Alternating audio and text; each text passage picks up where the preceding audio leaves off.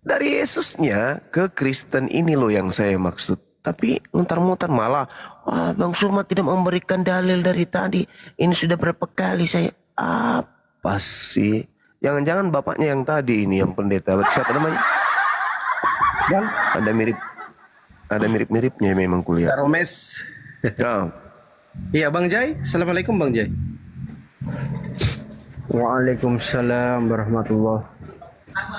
Iya, ada yang mau disampaikan Bang? Alhamdulillah. Ini apa benar Bang Zuma? Ya. ya saya sendiri Bang J. Subhanallah. Tetap istiqomah ya Bang Zuma. Amin. Insya Allah saling mendoakan kita. Gini Bang Zuma, maaf sebelumnya ini mungkin di luar konteks. Cuman saya minta waktu sedikit aja. Barangkali buat wawasan atau ini soalnya sahabat saya mungkin yang di luar sana dengar. Tolong ini diresapi dulu jawaban Bang Zuma. Jangan langsung kita Ya. itu murtad. Soalnya 4 teman saya itu mau murtad Bang Zuma. Silakan Bang, kapling neraka memang masih luas. Siap Bang Zuma. Jadi dia tuh mempertanyakan gini Bang Zuma. Masalah kita ada 3 nanti pertanyaan saya. Ini 1. Kita nanti meninggal kan otomatis roh kita kan diangkat Bang Zuma. Yes.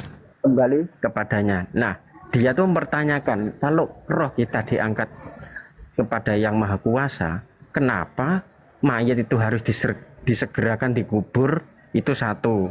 Kedua, kenapa mayat itu bisa ditanyain di dalam kubur? Lah, dia berkata, bukannya katanya itu kita diangkat. Kenapa? Ya terus yang di dalam kubur itu siapa yang jawab? Terus yang bisa merasakan sakit, yang di sisa kubur itu siapa? Itu pertanyaan nomor 1 Bang Zuma. Ya, terus Yang nomor 2, dia bilang Islam itu tegak di bawah naungan pedang. Maksudnya saya kan bilang gitu. Loh, kamu nggak lihat Rasulullah itu bener orang Mekah ya? Itu naik haji berapa kali dalam sehidupnya? 1 kali. Tapi perangnya berapa kali? Hampir setiap hari dia perang. Berarti intinya Islam itu nggak bisa dibuat ibaratnya agama yang bagus, agama yang lembut. Islam itu bisa tegak di bawah naungan pedang. Itu yang kedua Bang Zuma. Terus untuk yang ketiga Bang Zuma, ya, yang ketiganya ya semoga merekanya yang keempat ini mendengarkan podcast ini Bang Zuma. Sudah itu saja Bang Zuma dari saya.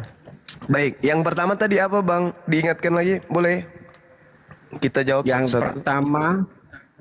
pertama kita meninggal Syukran, itu kan sahabat. Ya. roh kita diangkat Bang Zuma. Otomatis yang di Yes. bumi kan jasadnya. Nah, kenapa kalau di bumi jasad kok ada orang harus disegerakan di dalam kubur, terus ada siksa kubur, terus ada yang ditanya di dalam kubur lah. Itu yang disiksa siapa? Yang menjawab itu siapa? Lah katanya kan roh kita diangkat. Itu saya nggak bisa jawab Bang Zuma di gitu. Ya, baik. Itu Bang Zuma ya, Sebelumnya pertanyaan saya ucapkan terima kasih banyak pada sahabat saya Tuturi yang ada di YouTube. Barakallahu Fik, sehat selalu, panjang umur, dimudahkan seluruh urusannya bersama dengan keluarga dan dimasukkan ke dalam golongan orang-orang yang beri nikmat keselamatan. Amin ya rabbal alamin. Amin, Jadi amin, gini, amin, Bung. amin. Sama ketika kita hidup di alam ruh. Adakah manusia yang hidup di atas muka bumi ini paham tentang hidupnya ketika di alam ruh? Tidak ada. Tetapi apakah itu pernah terjadi? Terjadi.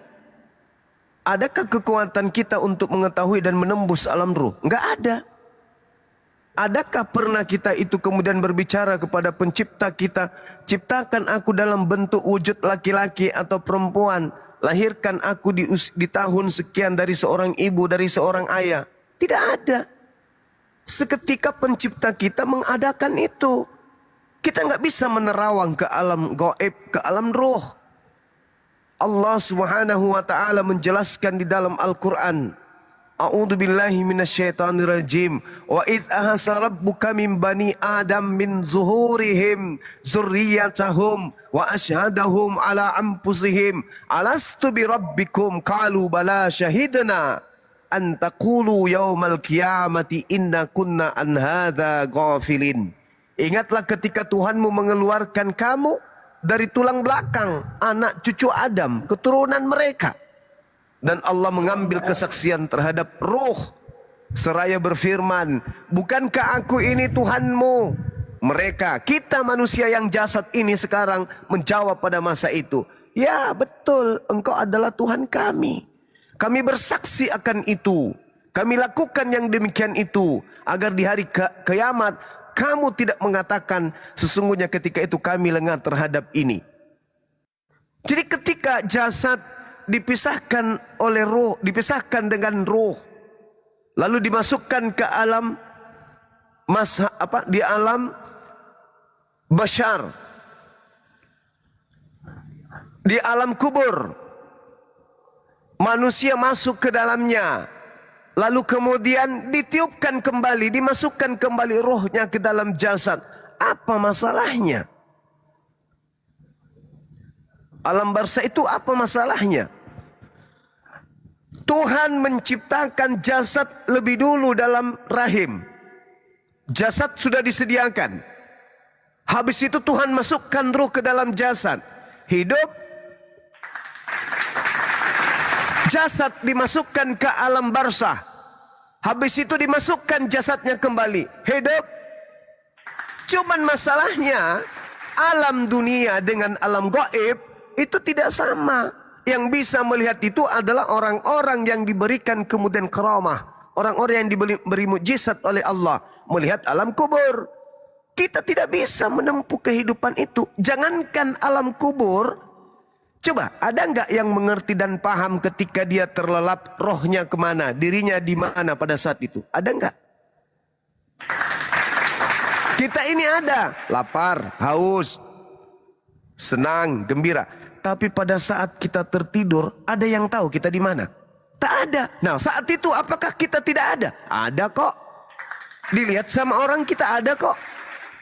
Ada terlentang kita di tempat tidur. Tapi kita tidak sadar kita berada di mana. Jadi ketika manusia itu masuk ke alam kubur, sama ketika manusia itu dimasukkan ke dalam rahim. Jasad dulu dibentuk, habis itu roh dimasukkan. Ketika di alam kubur, Allah subhanahu wa ta'ala pernah ditanya kemudian. Rasulullah Muhammad SAW pernah ditanya. Lalu Allah memberikan jawaban melalui Al-Quran surah Yasin. Apa kata Allah? Wa daraba lana mathalan wa nasiya khalqah. Qala may yuhyil idhama wa hiya ramin. Qul yuhyiha alladhi ansha'aha awwala marrah. Wa huwa bikulli khalqin alim. Orang-orang kafir bertanya, siapakah yang bisa menghidupkan tulang-tulang yang sudah hancur luluh kayak begini? Yang hancur luluh kayak begini aja bisa, apalagi yang masih utuh. Makanya Rasulullah mengatakan, selangkah orang meninggalkan alam kubur, manusia yang masuk ke alam kubur itu hidup. Qul yuhyiha alladhi ansha'aha awwala marrah. Katakanlah kepada mereka, wahai Nabi Muhammad, yang akan menghidupkannya adalah dia hakikat yang menciptakannya pertama kali. Kalau dia mampu menciptakan dari tidak ada menjadi ada, dari sesuatu yang tadinya nggak ada menjadi ada, maka dia jauh lebih sanggup lagi menciptakan sesuatu yang sudah ada tulangnya, sudah ada dagingnya untuk diadakan. Tak ada yang mustahil bagi Allah. Yang dimaksud innalillahi wa inna ilaihi raji'un, segala sesuatu yang berasal dari Allah kembali kepada Allah. Kembali kepada Allah itu prosesnya ada. Pertama ke bumi, dari Allah turun ke rahim, dari rahim turun ke bumi, dari bumi turun ke barzah, dalam barzah padang mahsyar, padang mahsyar surga neraka. Itu yang dimaksud kembali itu situ. Karena Allah menyediakan dua tempat, surga neraka sebagai tempat kembali. Kembali kepada Allah maksudnya kembali ke surga atau kembali ke neraka. Tapi prosesnya ada. Harus melalui alam barzah, alam penantian. Jadi bukan kembali kepada Allah, lantas kembali dalam arti kata seibarat anak kembali ke rumah. Bukan. Innalillahi wa inna ilaihi raji'un. Orang bertanya, kemana perginya si fulan? Kembali kepada Allah. Maksudnya masuk ke dalam ketetapan Allah. Apa ketetapan Allah? Habis di dunia pindah ke alam barzah.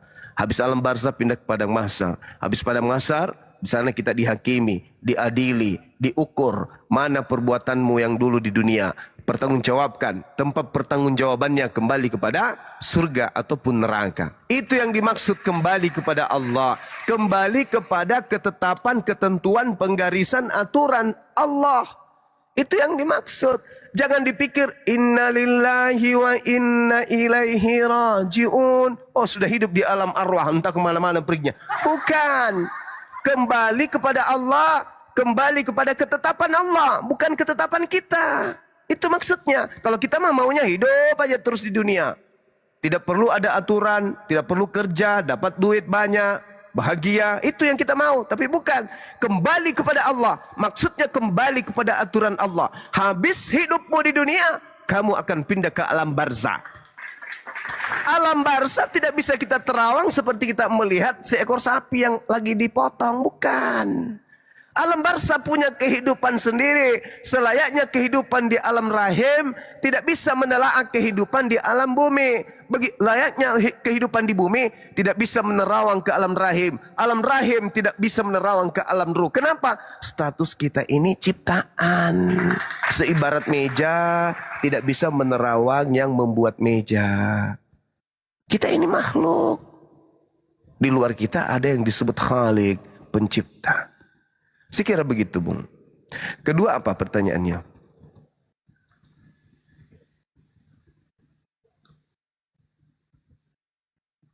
Bang.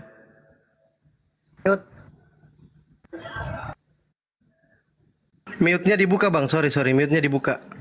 Mikrofonnya dibuka, Bang Jay. Monitor. Bang Jay, mikrofonnya dibuka. Halo, sudah Bang ya? Iya, iya. Seibarat begini, Bang. Masih ada pertanyaan keduanya yang mana, saudara?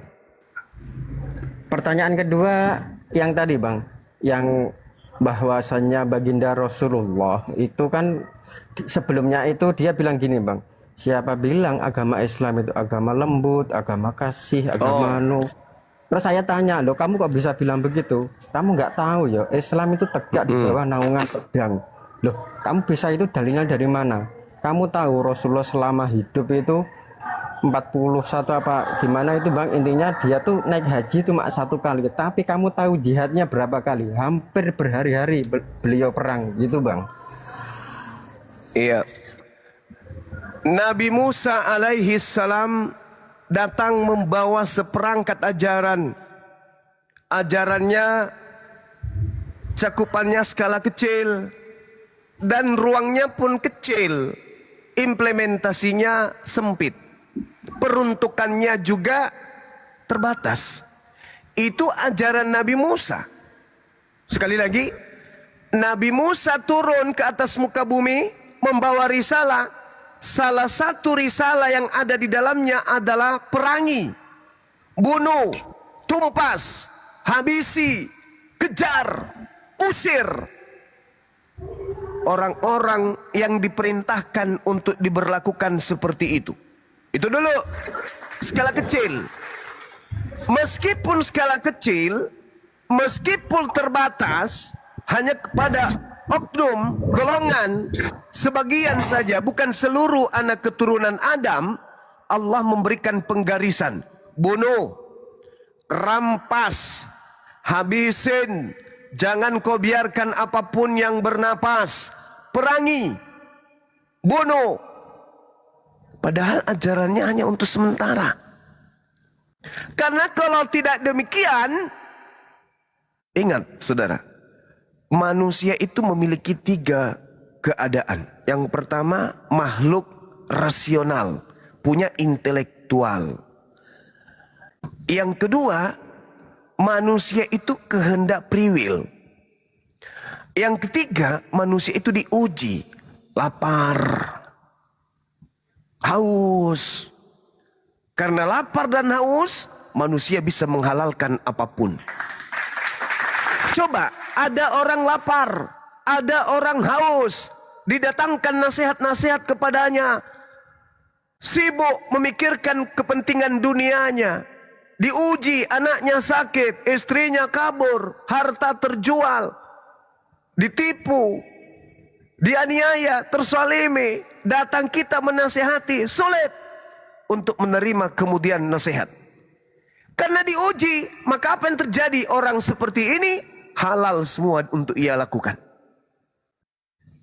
Berarti potensi manusia itu bisa jadi setan. Kenapa? Karena manusia punya potensi itu.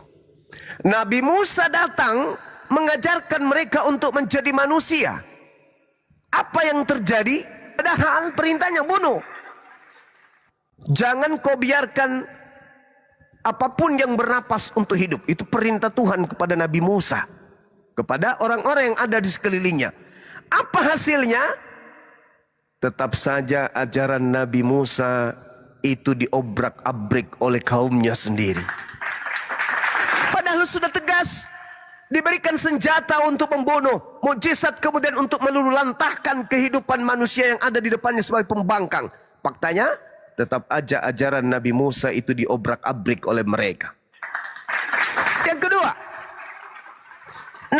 Nabi Isa alaihi salam, beliau datang kemudian di atas muka bumi, diberikan oleh Allah kekuatan, mukjizat, tanda-tanda, kekuatan, bahkan sampai kepada level membangkitkan orang mati.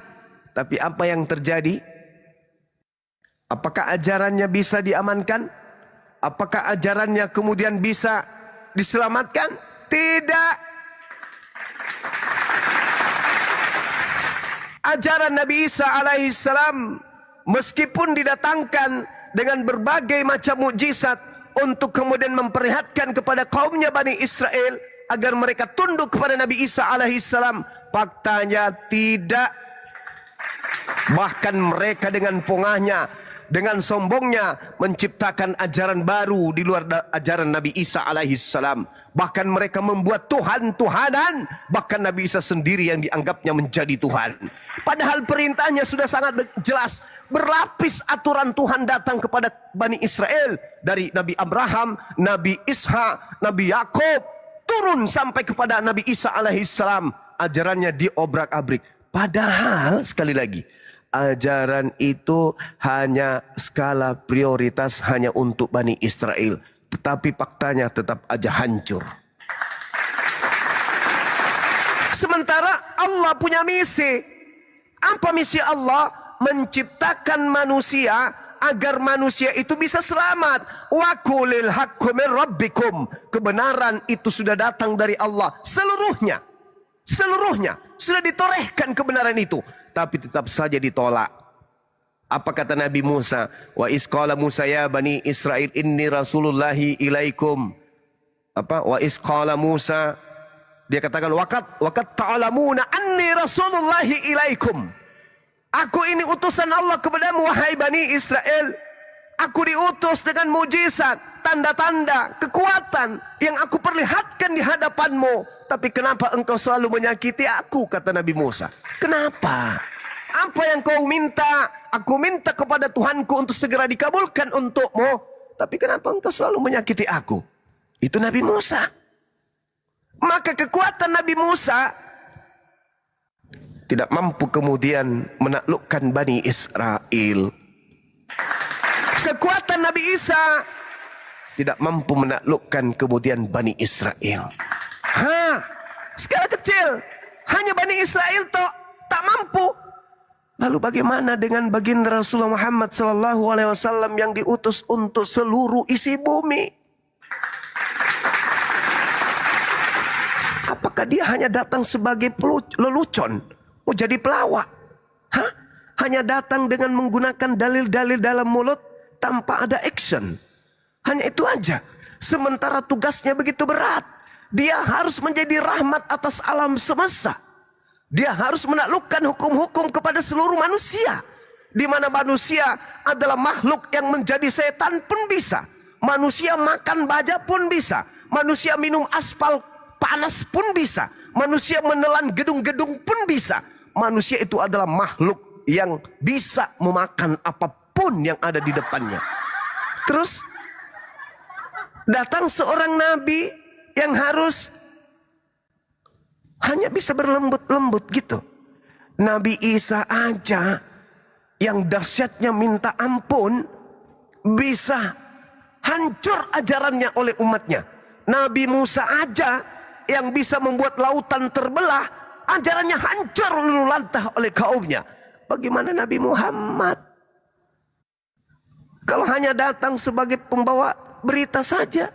Wahai manusia, ini ada perintah dari Tuhan loh. Kalian harus beriman kepada Allah. Gitu aja.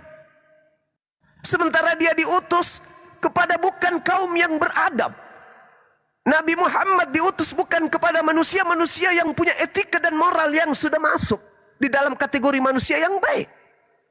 Nabi Muhammad diutus kepada bangsa jahiliyah, zaman jahiliyah, keterpurukan kemudian kejahiliaan, zaman kebodohan, datang kemudian hanya dengan menggunakan tangan dan kaki doang. Bisa begitu ajarannya sampai hari ini, bertahan sampai hari ini bisa. Satu kemustahilan kalau tanpa kemudian ada campur tangan pencipta langit dan bumi sebagai backingan. Maka Allah mengutus baginda Rasulullah Muhammad sallallahu alaihi wasallam. Apa kata Allah? Wa kadzalika auhayna ilaika ruhan min amrina ma kunta tadri mal kitab walal iman walakin ja'alnahu nuran nahdi bi man nasha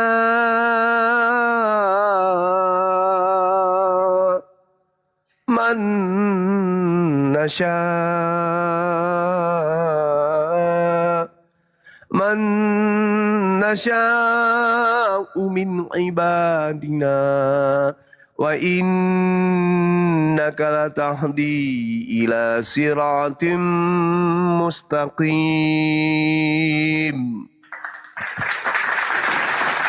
Ajarannya untuk seluruh umat manusia. Ajarannya untuk menaklukkan segala kekuatan-kekuatan iblis di atas muka bumi. Misi kedatangannya menaklukkan segala kesombongan, ketamakan, kekafiran, kekufuran, kemunafikan, kezaliman, ketamakan, keserakahan, dan seluruhnya. Perbuatan-perbuatan baik, beliau yang mulia, seorang diri, tanpa ada pendamping Nabi yang lain, diutus untuk alam semesta. Maka Allah mempersenjatainya dengan kekuatan berupa Al-Quranul Karim untuk menaklukkan alam ini. Jadi kalau beliau kemudian melakukan peperangan, itu karena dia diperintahkan untuk membumi hanguskan ketamakan.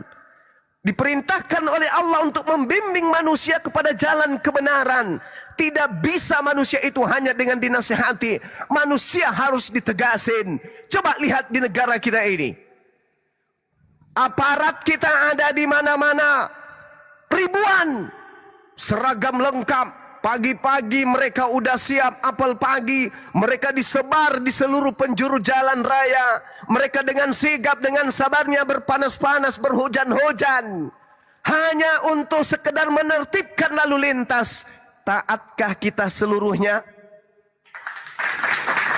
Sudahkah orang Indonesia tunduk semuanya kepada para aparat kita yang begitu capek, begitu lelah siang dan malam melayani kita? Taatkah kita? Tidak, saudara. Ribuan anggota aparat keamanan disebar setiap hari ke Nusantara ini, baru di Indonesia. Coba tanya Pak Polisi, Pak Polisi, berapa angka kriminal terjadi setiap hari dalam Indonesia? Indonesia aja dulu. Berapa angka jumlah kriminal terjadi di Indonesia setiap harinya? Capek kalkulator kita untuk mencatat itu. Ribuan. Angkatan daratnya, angkatan lautnya, angkatan udaranya, dari brimobnya, semua lengkap dipersenjatai malah. Tapi apakah kemudian tak ada lagi kemaksiatan, tak ada lagi kriminal terjadi?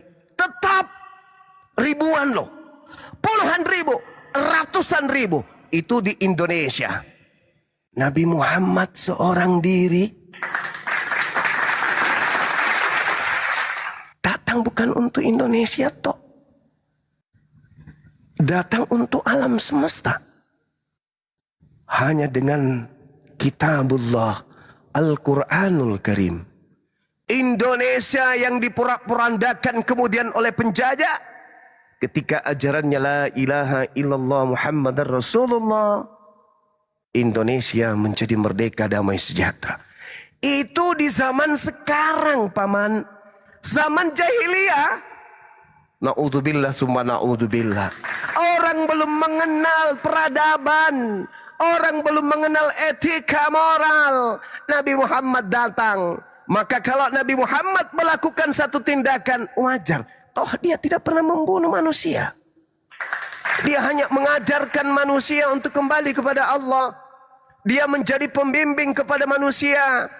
Wa katsalika auhayna ilaika ruhan min amrina. Demikianlah aku wahyukan kepadamu wahai Nabiku Muhammad, ruh berupa Al-Quran dengan perintah-perintahku. Sebelumnya engkau tidak mengetahui apa Al-Quran itu, apa ketetapan-ketetapanku itu, apakah iman itu. Tetapi aku jadikan Al-Quran itu sebagai cahaya untuk menerangi jalanmu. Dengan itu aku memberi petunjuk kepada siapa yang aku kehendaki di antara manusia. Dan sungguh engkau wahai Nabiku Muhammad benar-benar membimbing manusia kepada jalan yang lurus. Tindak tanduk baginda Rasulullah seluruhnya untuk memperbaiki alam semesta. Kalau terjadi riya di dalamnya, sama. Indonesia ketika ingin mengamankan kemaksiatan yang ada, tidak bisa dengan pesan, tidak bisa dengan kata-kata, tidak bisa dengan nasihat. Maka Indonesia harus menurunkan pasukan untuk mendamaikan apa yang terjadi di tengah-tengah masyarakat. Nabi Muhammad bersurat, hentikan penyembahan-penyembahan berhala. Jangan kau ganggu umatku yang ada hidup di tengah-tengahmu. Biarkan mereka beriman kepada Tuhanku. Biarkan mereka beribadah dengan pola agamaku. Kalau kamu ganggu, jangan salahkan pasukanku akan datang kemudian menghantarkan dirinya di depan rumahmu. Tertanda baginda Rasulullah Muhammad sallallahu alaihi wasallam. Ketika kemudian mereka tidak mengindahkan, rumah-rumah ibadah umat Islam dihancurkan, orang-orang ibadah itu kemudian diganggu, umat Islam kemudian diperangi. Maka apa kata Rasulullah? Singkingkan denganmu, takbir, Allahu Akbar. Demi Allah, hapuskan kemungkaran di atas muka bumi ini. Itu yang terjadi. Dan Nabi Muhammad bukan hanya satu zaman, bukan cuma satu abad, bukan cuma 2 abad. Islam diwahyukan oleh Allah untuk sampai kepada kiamat datang. Maka karena itulah Islam harus terjaga. Ajaran Islam harus kemudian disucikan, dimurnikan dari ajaran-ajaran terkontaminasi dengan paganisme. Makanya kami marah kalau nama Allah itu kemudian dinodai. Ingat, nama Allah harus tetap dibersihkan, disucikan dari orang-orang kafir hingga sampai hari kiamat. Tidak boleh ada orang yang mencemari itu. Kenapa? Ajaran baginda Rasulullah Muhammad SAW itu adalah ajaran penutup, ajaran yang harus dirasakan oleh seluruh umat manusia setelahnya, pada saat Nabi Muhammad dan setelahnya sampai hari kiamat. Maka kalau umat Islam itu tegas, kalau umatnya Nabi Muhammad itu keras terhadap mereka yang membenci Islam, terhadap mereka yang menzalimi Islam, terhadap mereka yang mengusir Islam, jangan salahkan kemudian ketika umatnya kemudian bertakbir dengan mengatakan jihad. Kenapa? Karena ajaran Nabi Muhammad tidak boleh terjadi sama seperti ajaran Nabi Musa dan Nabi Isa alaihissalam. Cukuplah 2 nabi kita ini kemudian ditaklukkan oleh umatnya. Jangan sampai terjadi kepada baginda Rasulullah Muhammad sallallahu alaihi wasallam. Jadi kalau 1004 orang, 500 orang, 1000 orang, 1.000.000 orang murtad karena dia tidak ingin Islam, silakan. Kapling di neraka sudah disiapkan. Silakan. Atau kalau mereka bosan, aturan banyak, disuruh ini, disuruh, terserah. Apa kata Al-Quran? Ulaika hum syarrul bariyah. Orang yang tidak mengingini kemudian diatur oleh penciptanya, itu lebih hina, lebih buruk, lebih jelek daripada hewan sekalipun. Silakan jadi kera, silakan jadi monyet, silakan jadi padale, biawak, silakan. Anda bebas, tak akan pernah kemudian diatur oleh Allah. Perintah Allah hanya datang kepada orang-orang beriman. Ya ayyuhalladzina amanu ku anfusakum wa ahlikum nara. Yang diperintahkan untuk menjaga diri hanya orang-orang yang beriman. Kalau Anda tidak mau kemudian diatur oleh Allah, silakan tinggalkan Islam, masuk menjadi orang kafir. Bebas. Tidak ada perintah kepada orang kafir dari pencipta alam ini. Wahai orang-orang kafir, janganlah engkau berdusta. Wahai orang-orang kafir, jangan kau minum khamar. Wahai orang-orang kafir, jangan engkau berzina. Wahai orang-orang kafir, jangan engkau berjudi. Wahai orang-orang kafir, jangan menyembah selainku. Wahai orang-orang kafir, berpuasalah. Wahai orang-orang kafir, sholatlah. Itu enggak ada. Orang-orang kafir mah bebas seperti monyet. Silakan yang mau hidup seperti monyet, tinggalkan Islam. Saya yakin Anda pasti mirip monyet. Tak ada aturan. Tapi kalau Anda masih mau diatur oleh pencipta langit dan bumi, tetaplah di Islam. Tapi ingat konsekuensinya. Segala sesuatu yang Anda perbuat di atas muka bumi ini akan dipertanggungjawabkan kelak di hadapan Allah Azza wa Jalla. Saya kira begitu, saudara. Thank you dan terima kasih.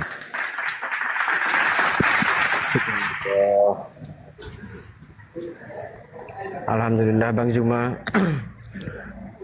Semoga teman-teman saya mendengar semuanya yang Bang Juma sampaikan, dan mereka bisa berpikir jernih dengan akal. Amin. Amin ya rabbal alamin.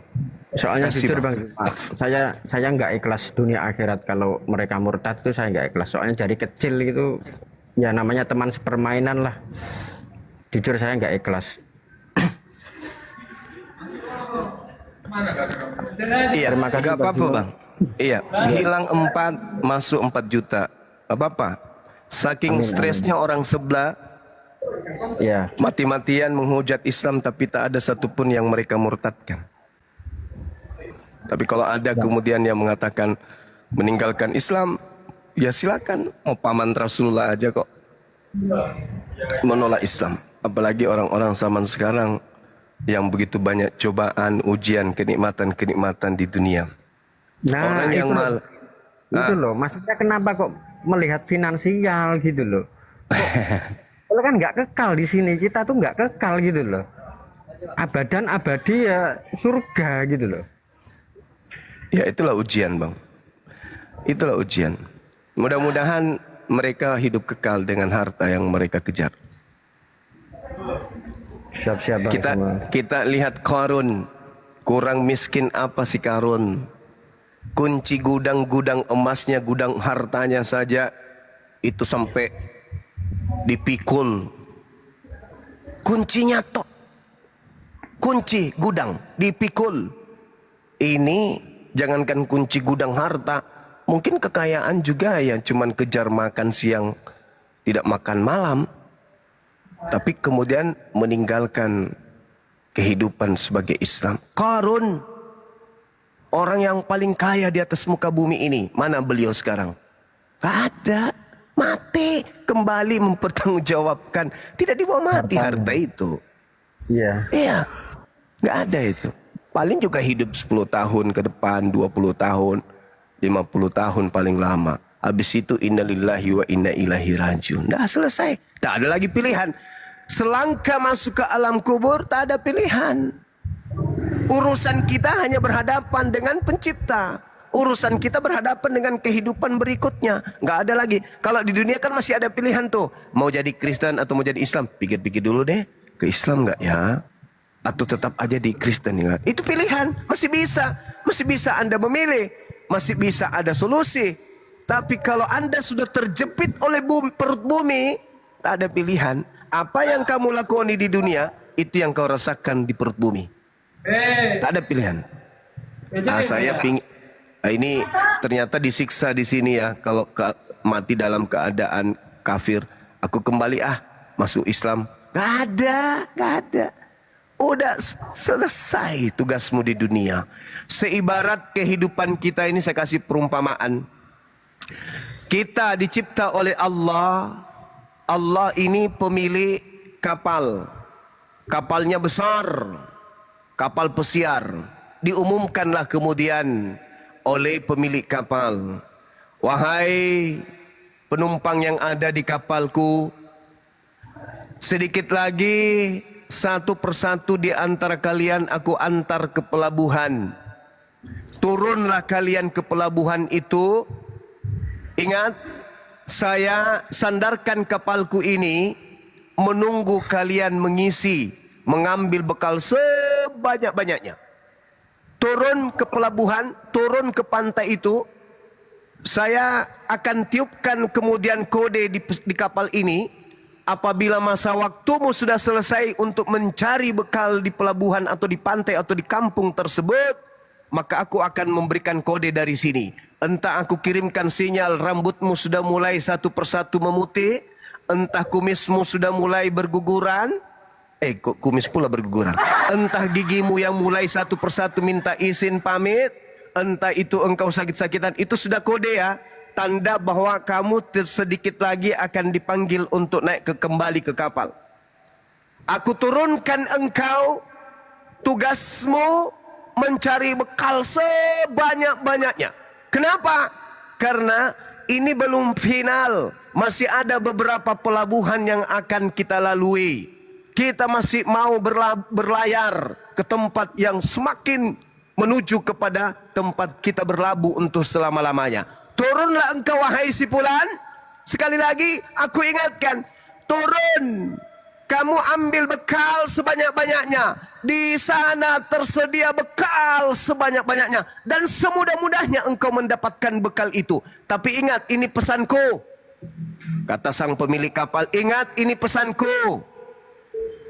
Ada penduduk di daratan tersebut, di kampung di mana engkau akan aku turunkan, namanya iblis. Dia akan menghantarkan engkau hidup berleha-leha. Ketika engkau sampai kemudian di pantai itu, hidupmu akan berleha-leha dan dia akan membuat engkau lupa akan kapal yang engkau datangi ini. Ingat, penghuni dari pantai itu namanya iblis. Dia sangat ahli di dalam membuat engkau lupa akan tujuanmu ke pantai. Sekali lagi, kamu segera akan turun. Di situ kamu akan mencari bekal. Tetapi saya ingatkan, ini ada bocoran untukmu. Berjaga-jagalah kepada si pembisik. Karena si pembisik penduduk daripada pantai itu tidak akan pernah mengizinkan engkau membawa sedikit pun bekal. Kalaupun kamu membawa bekal, mendapatkan bekal, sebisa mungkin dia akan mengikis bekalmu. Dia akan menjadikan bekalmu itu habis melalui mulutmu, melalui tanganmu, melalui perbuatanmu. Engkau akan sibuk menggosipkan orang, bekalmu akan terkikis sedikit demi sedikit. Ingat, sebelum engkau turun di pantai tersebut, ada pembisik-pembisik yang akan membuat engkau lupa akan tujuanmu ke situ. Turunlah si fulan. Tak-tak, tak-tak, tak-tak. Keluar dia. Mama, nenek. SD, SMP, SMA, kuliah. Jadi orang dia. Sombong. Tamak. Lupa akan Tuhan. Bahkan menentang Tuhan. Melupakan tujuannya kemana dia pergi. Dia sibuk kemudian berleha-leha di dunia. Cari kemudian popularitas. Cari harta. Cari tahta. Cari wanita. Lupa kalau sedikit lagi suara dari kapal akan berbunyi. Trapang pang pang pang. Inna lillahi wa inna ilaihi rajiun. Masuk ke kapal, ditanya kemudian, "Hai bro, ya paman. Loh kok kamu kayak lesu kali? Kenapa kau rupanya?" "Aduh, aku lupa kalau saya harus kembali ke kapal ini." "Hah? Jadi kamu nggak bawa bekal apa-apa?" "Nggak. Hidupku di dunia sia-sia. Aku habiskan dengan memuaskan syahwatku. Hari-hariku disibukkan dengan harta saja. Hari-hariku disibukkan dengan mengejar popularitas, mengejar pangkat, mengejar wanita. Aku lupa ternyata aku hanya sementara di sana." "Kembali kau ke kapal ini tidak bawa bekal?" "Iya, sama sekali tidak." "Bolehkah aku kembali kepada..." "Oh, tidak bisa. Sekali aja kamu dikasih kesempatan. Bukankah dulu sudah kuperingatkan kepadamu? Dan aku sampaikan kepadamu, meskipun ada penghuni yang disebut iblis yang akan membuat engkau lupa akan tugas dan tanggung jawabmu, tetapi akan aku utus orang-orangku, orang-orang pilihanku untuk selalu mengingatkan engkau. "Wa ma khalaqtul jinna wal insa illa liya'budu." Akan ada orang-orang yang mengingatkan engkau di sana. "Iya, aku tahu. Mereka siang malam mengingatkan hanya untuk menyembah kepadamu saja. Tetapi pengaruh dari sibilisisis terlalu tinggi. Aku tak sanggup." "Loh, buktinya si Fulan bisa. Mereka bisa, kenapa kamu nggak bisa?" "Itulah, aku terlalu sombong. Aku terlalu ponga. Tapi bolehkah aku kembali sejenak?" "Tidak bisa. Meskipun jadi batu, meskipun jadi kuaci, gak boleh lagi. Kamu sudah di sini. Kau pertanggungjawabkan itu. Kesempatanmu udah kukasih. Kamu sudah dikasih kesempatan. Begitu kamu datang, ternyata kamu hanya menumpuk harta, hanya menumpuk kemaksiatan.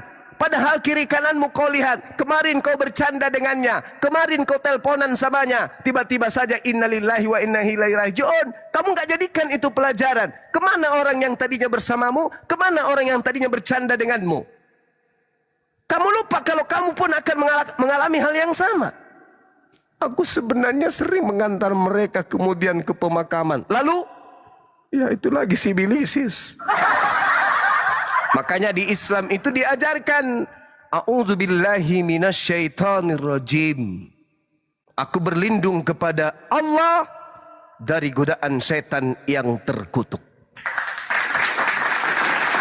Makanya di Islam selalu diajarkan, ihdinas siratal mustaqim.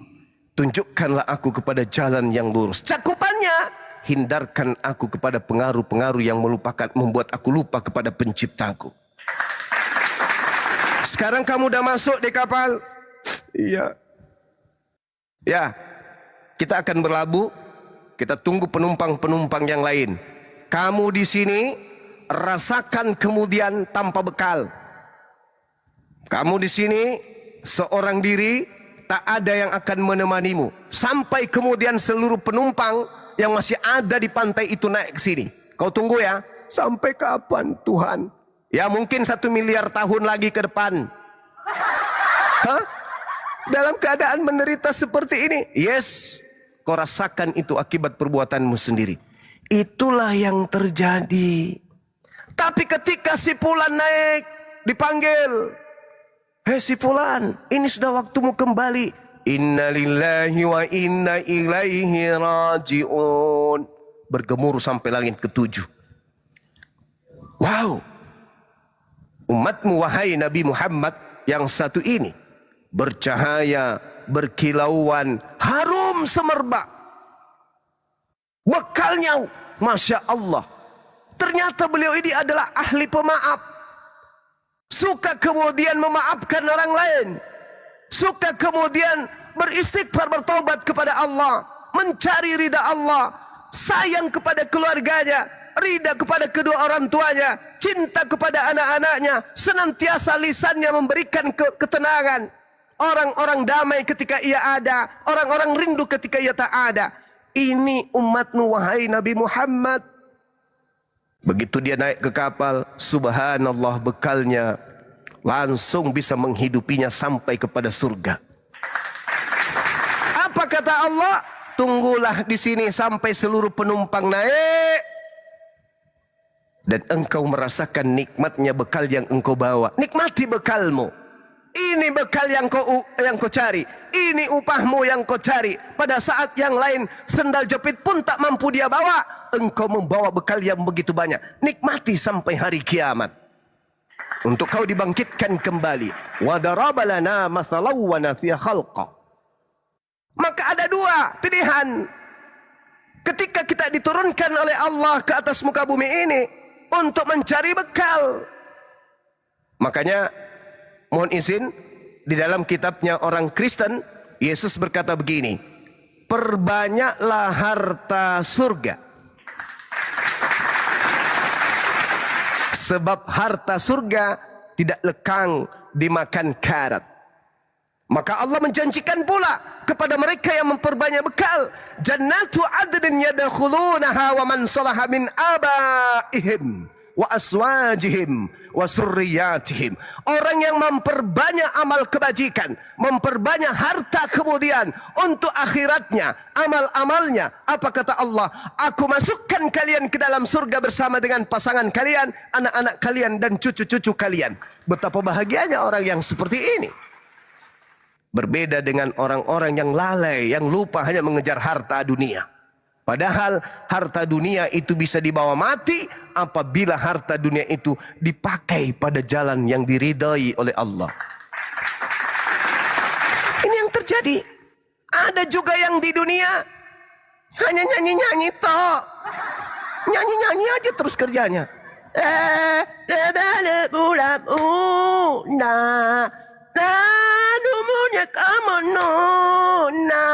Habis itu mimpi masuk surga. Ada yang kayak gitu. Padahal hidupnya di atas muka bumi ini, wa ma khalaqtul jinna wal insa illa liya'budu. Nyembahnya hanya kepada Allah, jangan kepada tagut.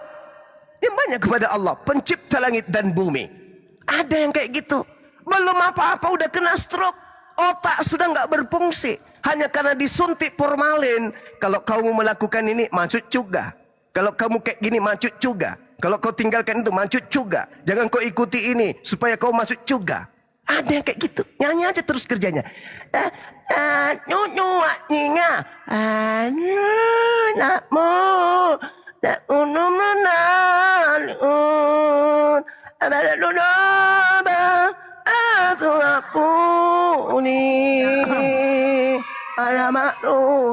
Habis itu mimpi masuk surga. Padahal yang diperintahkan adalah mencari bekal sebanyak-banyaknya. Sahabat-sahabat pasti sudah sering mendengarkan apa yang saya sering sampaikan dalam Al-Quran surah At-Taghabun. Apa kata Allah? A'udzubillahi minasyaitonirrajim. Bismillahirrahmanirrahim. Yauma yajma'ukum liyaumil jam'i. Dzalika yaumut taghabun. Wa may yu'min billah wa ya'mal salihah yukaffir anhu sayyi'atihi wa yudkhilhu jannah tajri min tahtihal anhar khalidina fiha abada zalikal fawzul azim. Kemenangan yang agung, kekal kemudian di surga, dosa-dosa dihapuskan, amalan-amalan diterima, kekal kemudian di jannah hanya karena beriman kepada Allah dan melakukan amalan-amalan, pekerjaan-pekerjaan saleh. Bukan nyanyi-nyanyi.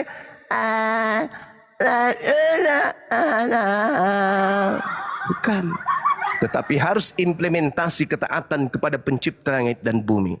Sekira begitu saudara, sekedar edukasi sekaligus guyonan. Semoga kita mendapatkan rahmat dan hidayah dari Allah. Sehingga waktu kita di atas muka bumi ini tidak sia-sia. Kita selesaikan tugas kita sebagai khalifah di atas muka bumi. dengan amar ma'ruf nahi mungkar. Demikian. Amin, amin, amin, amin, amin. Bang Jai. Assalamualaikum warahmatullahi wabarakatuh. Waalaikumsalam warahmatullahi wabarakatuh. Oke Bang Jai, saya rasa cukup ya Bang Jai, biar kita mulai diskusi sekarang. Oh iya ya bang, ya bang.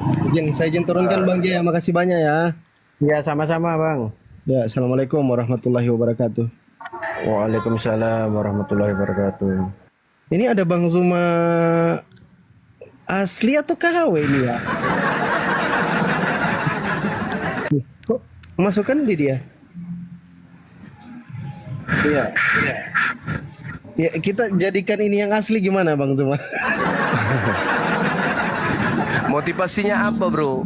Kayak gini-gini nyamar kayak gini. Motivasi saudara ini apa? Bolehkah dijelaskan ke kami di sini? Motivasinya apa gitu, niru-niru ke saya. Biasanya orang yang ditiru itu adalah orang yang diidolakan.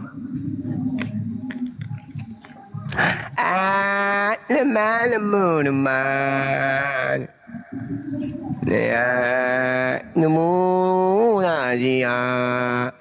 Ya, teman-teman silakan langsung diblokir ya. Saya sudah besarin, teman-teman langsung diblokir akunnya. Motivasinya apa saudara? Nyamar-nyamar kayak begini, kok kayak iblis yang nyamar Yesus.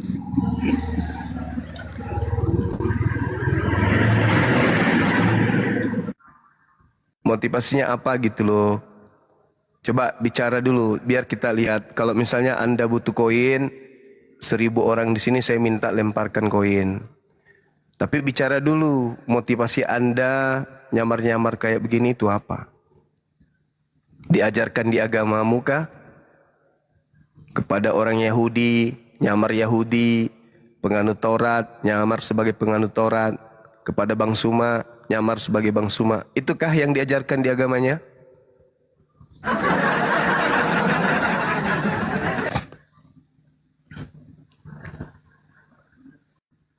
Bung. Gak ngomong juga.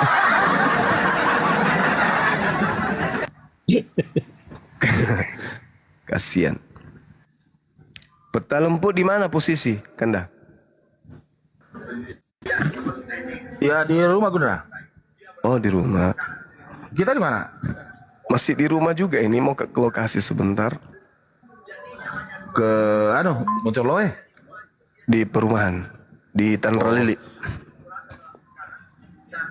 Oh, Lihat. oh iya di Kostrad. Iya. Oh, berapa lagi harga satu unit kan? Gundra? 173. Harga pemerintah Kanda. Itu me adekku. Iya. Saya bilang kenapa kok pergi ambil perumahan 186. Komersil mungkin. Saya bilang baru kukirimkan kemarin katalognya. Dia bilang bagus deh. Bagus ya. Baru ini sudah siap. Saya bebas. Iya, bebas DP lagi.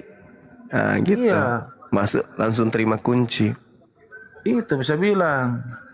Saya bilang kau terlalu cepat kau tidak koordinasi dulu sama saya. Iya. Dia ambil di Enggak apa-apa Moncoloe. Kanda nanti. Moncoloe, oh iya. Iya, enggak apa-apa. Mungkin komersil 180 kok bisa salah-salahnya? Subsidi mungkin yang di-up harganya barangkali ya. Mungkin enggak tahu 186 katanya dia belikan. Iya. Ya, sekalian diumumkan teman-teman yang ada di Kota Makassar, Sulawesi Selatan yang ingin punya aset di Kota Makassar, daerah Kota Makassar, wilayah dekat bandara, silakan menghubungi kami ya. Rumah subsidi, saya bebaskan biaya-biayanya. Kalau mau Dan silakan menghubungi. lokasinya itu sangat strategis. Iya, luar biasa kan. Orang mau ke arah Bulukumba itu langsung lebih cepat Belakang. lewat belakang. Siap. Lebih terus mau ke daerah Sopeng, Ya. Sidrap, itu dekat semua. Jadi itu memang Bone. sangat strategis. Pare-pare. Kemudian yang kedua sistem keamanannya tanpa security pun sudah aman karena pas berdampingan dengan komando area Kostrad di Angkatan situ, Darat. betul. Ada Kostrad di situ, jadi pastilah aman lokasi itu. Jadi kalau saudara-saudaraku yang ada di Kota Makassar, yang ada di Sulawesi Selatan, kalau mau berinvestasi di daerah Kota Makassar, inilah tempat. Dan ini sangat terbatas kalau tidak salah Gurunda ya. Itu hanya sekarang ada sekitar 37 ya, 37 atau 27 Gurunda. Yang terbangun ini 39. Total 77 unit. Nah, itu total 70 unit. Jadi Anda di mana mau dapatkan lagi harga seperti itu? Ya, itu saya punya adik saja, saya sesalkan dia beli 186. Itu pakai DP 20 juta. Ini 173 juta tidak ada DP. 0 DP. Itu pun saya kurangi. Iya. Dari 173 harga pemerintah, pengurangan harga nilai itu 4 juta. Ya. Saya kurang lagi berarti sisa 69. Siap. 169. Diskon lah. Di mana lagi ada yang mau dapatkan perumahan yang sangat murah seperti itu. Tanahnya Di juga daerah luas kan. Maros saja, daerah Maros di daerah Bantimurung ada perumahannya teman di sana itu Maros loh, arah Bantimurung itu 155 juta. Itu Maros. Ini dia masuk daerah Makassar. Harganya 169, 173. Jadi kesempatan lah saudara-saudaraku semua handai taulan yang ada di Makassar dan Sulawesi Selatan. Luas Silakan kapling datang. 6 kali 13 meter. Kalau yang subsidi harusnya 6 kali 12. Tapi kami nambah 1 meter. Iya. 6 kali 13. Dua kamar kan Gurunda ya? Dua kamar. Dua. Terus modelnya juga bukan model subsidi. Kami punya model itu model komersil. Bangunannya luar saya biasa lihat, bagus. gambarnya sangat luar biasa. Itu saya punya adik menyesal. Saya bilang kalau memang bisa tarik nomor situ atau jual baru ambil kau di situ. Dia bilang. Dia bilang Luas iya, kan? bangunan 6 kali 6, 2 kamar. Bisa lihat sekarang atau follow BZ titik Propertindo. Properti. Itu tadinya akun Bang Suma 02 saya rubah menjadi BZ Properti. Nah, Anda bisa lihat di sana bangunan-bangunan kami, bisa menghubungi admin kami juga di situ. Kalau yang mualaf silakan kita cerita Anda kesanggupannya berapa untuk kemudian bebas banjir, betul. Di situ kedalaman sungai ketinggiannya 2 meter dari tempat kami. Nah, tuh. Dan itu dekat daerah ada juga daerah wisata, daerah puncak ya. Iya, Puncak, Bantimurung. Bantimurung, nah itu dekat semua. Nah, itu bangunannya tuh. Wah, Pandi lancar juga, lincah juga desa ini. Iya. Padahal ini Pandai orang Kendari loh. Tapi kenapa bisa ini? Masa kita mau dikalah-kalah sama orang Kendari? Bapak saya Makassar Kanda, gua Cocok maksudnya. Kamu tinggal sekarang di Kendari Iya, sayang, di Kendari. gitu loh. Kamu tinggal di Kendari. Saya Itu tahu rumah modelnya saya tahu orang komersil. Sulawesi Selatan. Bukan Saya tahu orang subsidi Selatan, itu tapi modelnya, kan komersil. Artinya saking lincahnya berdomisili di Kendari tapi langsung gitu. Nah, Tuh, masa komersil orang-orang tuh. Sulawesi Selatan, orang Makassar kalah saya ngomong Pandi nih. Nah. Itu nama akunnya apa tadi, Dek? Benar itu, Dek? Nama akunnya BZ? BZ Property. Nih. BZ Property. Coba diperlihatkan sama teman-teman. Dibesarin biar di follow. Ya. Namanya. Dekatkan di kamera. Tuh, BZ Property. Nah, tuh. Silakan di follow teman-teman. Mana tahu ada keluarga. Nanti tinggal sampaikan saya temannya Bang Zuma. Gitu ya. Nanti Yang mau Gurunda, rumah subsidi. saya minta anunya juga katalognya untuk disimpan di Takashimura. Bisa. Iya, supaya biar kalau ada pelanggan kan siapa tahu investasi. Bang Suma jadi sales properti. Iya, betul.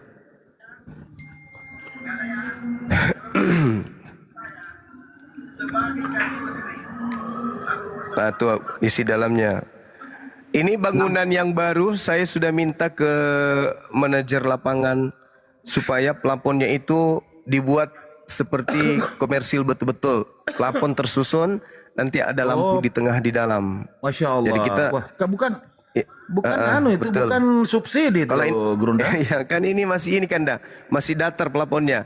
Nanti saya bikin susun, habis itu saya kasih lampu hias di dalam. Jadi kalau dimatikan lampu tengah, masih ada lampu menyala yang masih ada lampu yang Masya nyala Allah, di Masya pinggir. Allah. Weh, luar biasa Saya bikin itu. plafonnya seperti rumah elit gitu. Begitu teman. Jadi kita sudah punya gambar supaya plafonnya itu dipercantik karena itu daya tarik rumah juga terlihat dari plafon.